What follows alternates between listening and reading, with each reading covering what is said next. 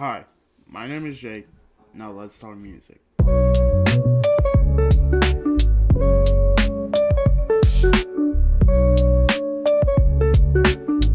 Alright, so today is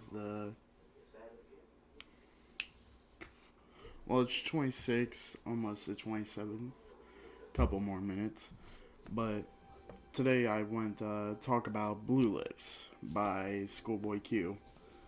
And let me just say, what like a return to form, because the last album he had made before this was in 2018 with his fifth studio album, Crash Talk, which I like Crash Talk, but it's not an amazing piece of work. I truly, even though I love albums like Oxymoron in his catalog, I feel like this is ScHoolboy Q's best album. And I might be wrong. Like I said, I love Oxymoron, and I feel like a lot of people might say Oxymoron is better than this, but to me personally, I like this more. Um, Also like Blank Face, LP. Like I said, I like Crash Talk, but there's problems within that track list I don't even want to get into. What are his other albums? I can't think of them off the top of my head. Um, uh, Habits and Contradictions and Setbacks. Those are his first two albums, and honestly, like not very well known. He really had his big blow up with Oxymoron, but this album is just feels like everything is so right about this. Like the production style, like the meaning behind it, like everything just comes together and you get one of the best album experiences from this year.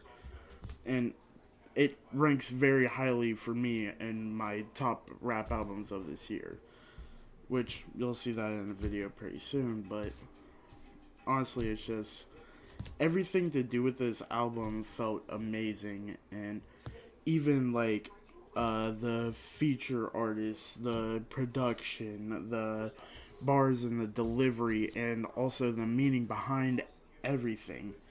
It just all comes together in the most perfect way. I mean, he really, like I said, this was like a return to form from him, and also you just get like the most personal album that I've heard from him, talking about his experiences with both success and like his street life, because he didn't grow up in like a rich neighborhood where he didn't have to struggle. He had personal struggles and was raised in the street life, and you see him like talking about all of this within, and then also pushing the boundaries within the sound that he's telling this whole story within. And just everything just comes together in the most perfect way possible. I If Tyler the Creator didn't drop this year, I would say this is the best album of this year. And honestly, I feel like it honestly could see like that number one, but Chromacopia just I love uh and it like re-listening to this album today a couple of times like had me rethinking like my whole like ranking of these albums I had, because I was so sure for so long, and it's like going back and re-listening to this, it's like, am I sure? Do I have the right rankings? It's tough, you know. Um, but just everything that happened with Chromacopia, just it felt so right, and truly feels like it deserves to be the number one of this year. But that's like spoiling everything for one of my upcoming videos. So honestly, that list might change. I mean, one, I've listened to a lot of albums recently that I hadn't listened to when I first made that list, and there's one album that I'm having a tough problem with, like, not including it on the list. Yeah, my list is probably gonna change. Like, I had like a set list. I just don't see with the albums I have listened to recently and like re-listening to some of these albums, there's gonna be a change in rankings. Yeah, but let's not talk about that right now. We're here to talk about Blue Lips.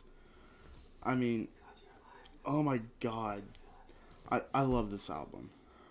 I mean, I it took me a second to like actually put myself out there, and I was like, you know what? Everyone's talking about how this is so amazing. Let me listen to it. And this was about May or June. I truly waited so long to listen to this. Okay, it was June because it was after my graduation party. I remember because after my graduation party, my grandpa got sick. We had to take him to Riverside Hospital. So, and while sitting there while he was sleeping, I just decided to start listening to music, and this was one of the albums I listened to. So, yeah, I listened to this, and I listened to Igor a couple of times. I listened to Tyler and Schoolboy Q for most of the time that my grandpa was going through that. So, yeah, it just like those were the two. But at first, this like album was an acquired taste because of how experimental some of the sounds were. But once it clicked, I was like, just like that. It was like, this is one of the best of this year, and there was no way I could see me not putting this on my list. But let's talk about the actual track list. I mean, just the opener with Funny Guy. It's like there isn't a lot like lyrically wise, but just like the soundscape that you hear as you're just like hearing the same thing like said over and over and over. It sounds amazing. Then you get into Pop with Rico Nasty, which that it's just a fucking vibe. Like, I love that song. Then one of my favorite songs of this year, back to back actually, two songs back to back. You get Thank God for Me, which was teased like before the album actually came out on March 1st, sometime in February. And it truly like set up the hype for this album. That and Urine 101, which I'll get to. Um, but yeah, Thank God for Me is definitely my favorite off this track list. And then also Blue Slides. Uh, After Blue Slides, there's Urine 101, another one of the singles off of this album. I think the three singles were Pop, Thank God for Me, and Urine 101, but I could be wrong. That it sounds right, but I could be wrong. Uh, then after that, you get into Lovebirds, you get into Movie, you get into Cooties, and then the next track, one of my favorite features from this album. And the thing is, it's not even the best feature from this album, but one of my favorites is Freddie Gibbs' verse on Ohio.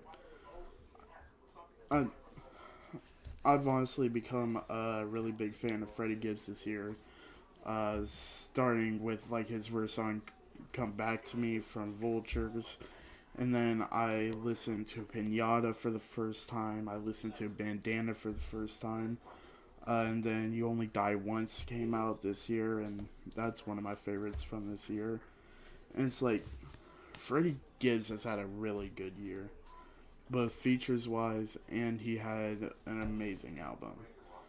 Up next, Foe featuring Absol, which to me I think this is the best feature on this track list.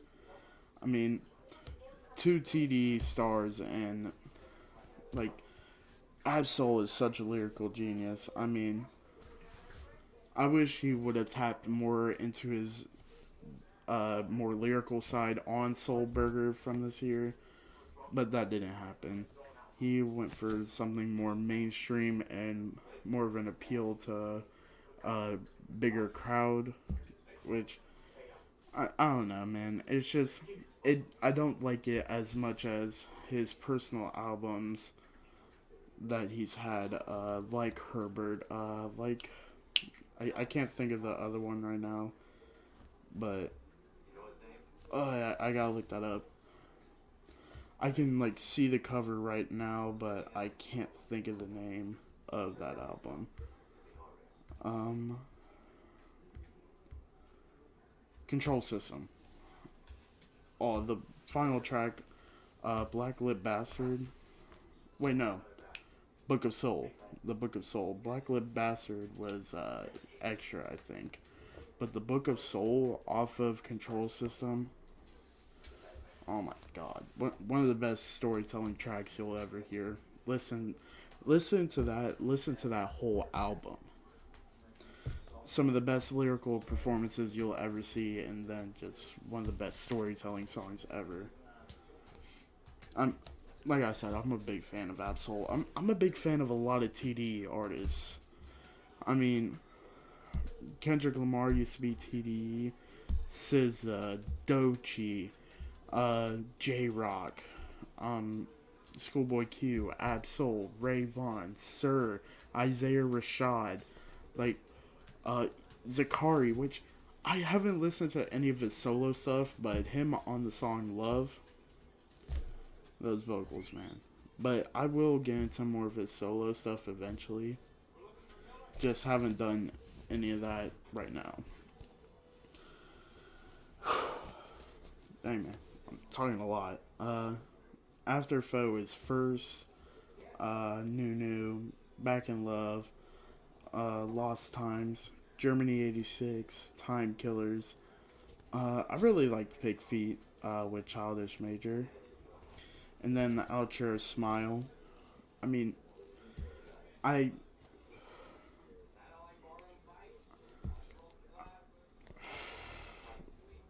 This album, man, it's